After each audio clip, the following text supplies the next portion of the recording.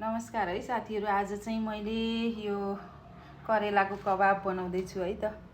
मैले पनि साथीहरुले बनाएको सिकेको 8-10 वर्ष पहिला। त्यसपछि मैले यो सिजनमा चाहिँ प्रत्येक वर्ष 2-4 पटक चाहिँ यो नबनाई मनै मान्दैन के नखाइकन।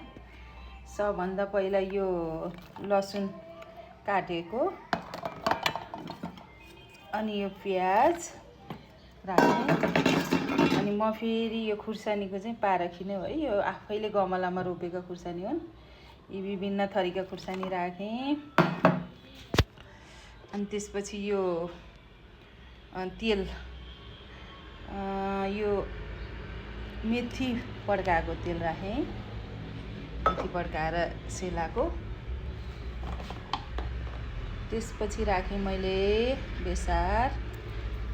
त्यसपछि राखेँ मैले नुन। त्यसपछि राखेँ मैले यो जिरा धनियाको धुलो भुटेर पिसेको।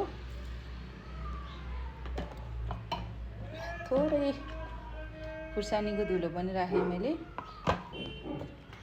र यो कागतीको यो निचरेर राखेको झोल।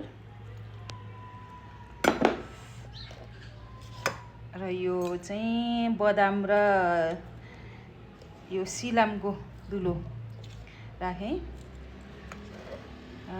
के रे तिल राख्दाखेरि चाहिँ अलि गन्ध आउँछ क्या भोलि खाँदाखेरि।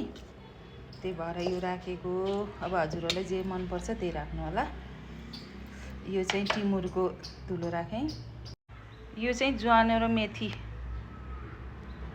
भुटेको र भुटेर बनाएको धुलो राखेँ। र अब यसलाई चाहिँ यसरी मोलिसकेपछि चाहिँ यो कुकरमा थोरै काँचो तोरीको तेल राखेर अब मैले यहाँ सबै करेलाहरू राखेँ। त्यसपछि यसलाई अब सिटी लाउँ। राखेपछि यस्तो हुन्छ क्या साथीहरु। अनि यसलाई सेलाएर फ्रिजमा राखेपछि 3-4 दिनसम्म झिक्दै खाँदै गर्न मिल्छ। यति मिठो लाग्छ मलाई। फेरि हजुरहरूले पनि एकचोटि चाहिँ बनाएर हेर्नु होला है।